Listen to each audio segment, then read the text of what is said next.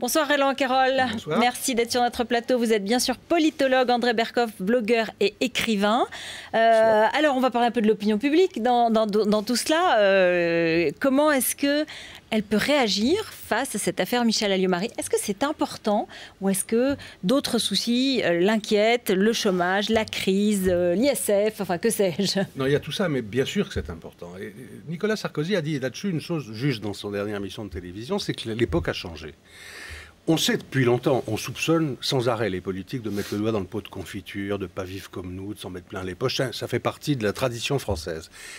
Mais on était assez tolérant avec ces pratiques. C'était un sujet de cantine, de café du commerce, mais il n'y avait pas de réelle colère contre tout ça. Là, c'est la crise. On vit mal, on nous incite à faire attention et on a le sentiment que ça y va de plus belle de ce côté-là. Donc réellement, je crois, d'après les mesures que nous avons, les gens sont sincèrement choqués. Ça ne veut pas dire que c'est là-dessus qu'ils voteront. Ils voteront en effet sur le chômage, le pouvoir d'achat. Mais il y a réellement quelque chose qui a changé. Les médias leur en parlent différemment. C'est sur la place publique. On leur explique que ça se passe autrement à l'étranger, que ça pourrait se passer autrement. Il y a, je crois, réellement quelque chose qui a bougé dans l'opinion. L'opinion publique française est désormais très sensible à ces affaires. Et je crois aussi que les nouvelles technologies ont beaucoup joué en ce sens, c'est-à-dire Twitter, Facebook et compagnie, qui obligent les médias à y aller. Mais il y a autre chose que je voudrais dire. Oui, quand mais même. là-dessus, justement, c'est vrai que sur Twitter, toute la journée, il va y avoir des mots très durs sur Michèle Alliot-Marie. Mais enfin, c'est aussi un peu un défouloir parfois. Et est-ce que c'est une bonne chose? J'allais dire une chose. Moi, ce qui m'énerve un peu dans ce Dieu sait si Michèle Alliot-Marie a été plus que maladroite dans cette histoire. Enfin, je citerai la phrase d'Audiard: si les faux culs volaient, on serait chef d'escadrille. Je veux dire par là que quand on sait depuis 30 ans le nombre de notables de droite ou de gauche qui sont allés aux frais de la princesse dans tous ces pays-là, il faut quand même... Oui, mais enfin je veux dire que moi ce qui m'énerve, c'est que ce sont les mêmes qui donnent des leçons dont les leaders allaient avec beaucoup de volonté aller voir. François Mitterrand allait en vacances en Égypte aux frais de la France. Aux frais de M. Moubarak. Non, mais de la France d'un côté, des avions, et de M. Moubarak de l'autre. C'est-à-dire que tous ces leaders étaient invités, on le sait, tous ces notables, par le pouvoir en place. Et je n'ai pas entendu, enfin, juste un mot quand même, je veux pas être... Enfin, Ben Ali et Moubarak, ainsi que Gbagbo, étaient encore à l'international socialiste la semaine dernière. Je n'ai pas entendu des voix s'élevant avec vigueur et véhémence contre cela. Le Parti socialiste français a toujours été hostile à la présence du parti égyptien et du parti tunisien dans l'international socialiste. Mais ils ont mis un peu de temps. L'international a mis du temps. Et il y a eu aussi peut-être des relations de complaisance qui ont duré un certain temps. Il y a des relations de complaisance qui ont duré et c'est pour ça que Michèle Alliot-Marie, c'est plus grave que tous ces... Ça fait très longtemps qu'elle a pris ses habitudes dans ce pays, où elle a des amis puissants. Et ensuite, elle nous explique quoi? Qu'elle voit cet ami par hasard à l'aéroport. On apprend que ses pauvres parents, il ne s'agit pas de... Ses parents, ils n'ont rien fait, comme elle dit, d'illégal. Acheter une SCI en tunisien à un ami de Ben Ali, ce n'est pas illégal. Mais voilà, ça noircit beaucoup le tableau, parce que ça veut dire que c'est quand même exprès qu'on est là, qu'on y va avec ses parents, y compris pour faire des affaires et les affaires des parents, qu'on y va avec en pleine révolte populaire, qui est quand même une des choses importantes qui sont arrivées dans ce monde dans les dernières décennies. Elle appelle au téléphone le général Ben Ali. Voilà, il y a quelque chose qui ne va pas quand on est ministre des Affaires étrangères d'un gouvernement démocratique. Oui, juste un mot. Obama aussi a appelé Ben Ali, beaucoup de gens ont appelé Ben Ali. Oui, mais il a dit publiquement ce qu'il fallait faire. Oui, simplement, moi je crois que... Michèle Alliot-Marie l'a appelé pour lui dire il faut que tu quittes le pouvoir. Je ne sais pas pourquoi elle l'a appelé. Je dis simplement ça aurait été très contradictoire avec la politique officielle de la France. Ça c'est vrai, mais simplement Michèle Alliot-Marie a été sûrement particulièrement maladroite et effectivement là il y a des amalgames. Ce que je veux dire simplement, c'est que ces amalgames-là, hélas, et je dis bien hélas, ont toujours existé de tout temps et à droite comme à gauche. C'est une très bonne excuse. Ce n'est pas une excuse, mais c'est... Non, encore une fois, je reviens, c'est que je ne comprends pas, c'est que c'est un espèce de procès de chasse uniquement à l'Alliot-Marie.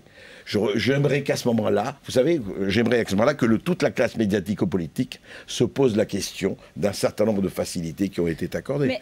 Mais un certain nombre de journalistes, un certain nombre de personnalités se posent ces questions. Elles sont des questions déontologiques primaire, première. Tout à fait, mais enfin, très sincèrement, on parle beaucoup moins d'un certain nombre de personnes. On n'est pas là ici pour faire des dénonciations, mais on sait tous qu'il y a un certain nombre de personnes qui ont très largement profité de ces régimes dont on ne parle pas du tout.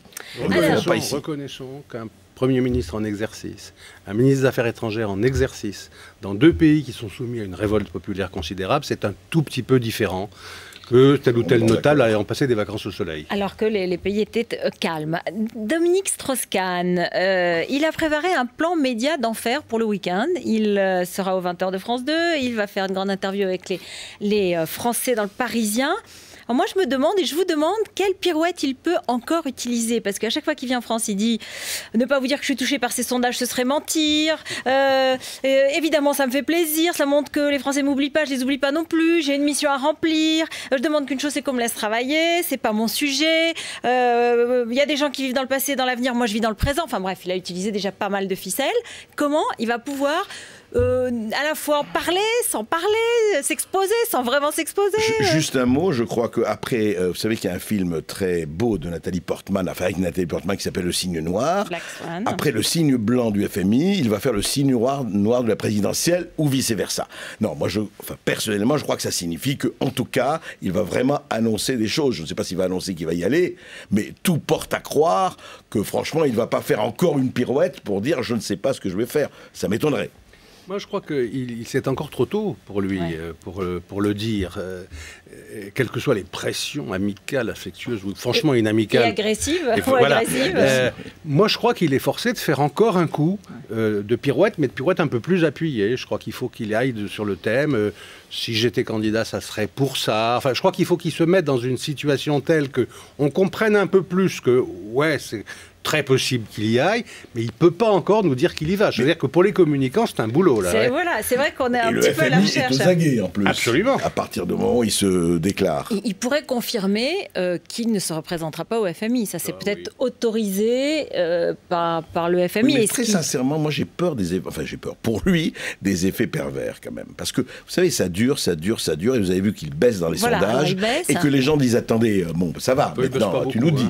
Alors, il baisse dans un sondage et un d'autre, il remonte. On n'a pas très bien compris. En dehors des sondages, Roland, moi, je me demande très franchement si ce n'est pas une attitude qui va commencer à irriter un certain nombre de gens. Moi, je crois que... Alors, il va durer jusqu'à quand? Jusqu'en juillet, jusqu'en juin? Si on regarde les études, ça ne se passe pas. C'est-à-dire qu'on a le sentiment qu'il y a des militants, ou des journalistes, ou des hommes politiques qui disent ça, qui disent, mais enfin, comment? Il faut aller plus vite.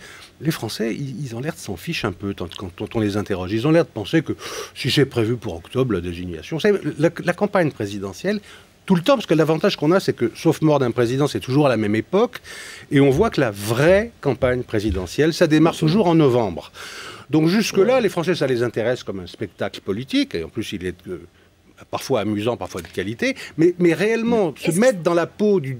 Est-ce que c'est grave qu'il n'y ait pas de candidat? Aujourd'hui, je dirais pas vraiment. Pas tant que ça. Est-ce qu'ils ont été touchés par les attaques contre Dominique Strauss-Kahn, les phrases de Christian Jacob sur la ruralité? Est-ce que c'est bon pour lui, au contraire? Est-ce que c'est... Vous avez vu qu'aujourd'hui, Laurent Wauquiez dit que c'est boudifié, donc c'est encore un autre argument. Franchement, je ne sais pas de quelle nature. Si ça devient des insultes, on ne sait plus ce qu'on pourra dire. De la même façon, Christian Jacob, moi j'ai cherché l'antisémitisme dans les déclarations de Christian Jacob. Il ne faut pas exagérer quand même, ça suffit. Il faut quand même arrêter cette espèce de campagne terrorisant. Je voyais Benoît Hamon qui disait qu'ils arrêtent.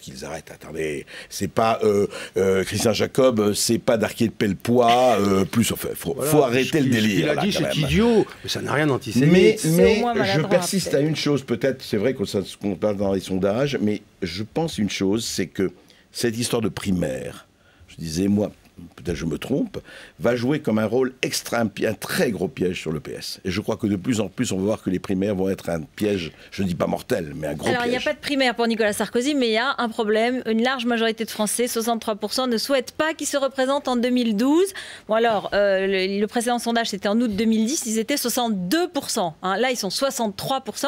Et quand même, les 3/4 de sympathisants de l'UMP qui sont pour... se présentent. Ce qui est grave, c'est pas ça, c'est qu'il y en a un quart des sympathisants de l'UMP qui ne souhaitent pas qu'il se représente.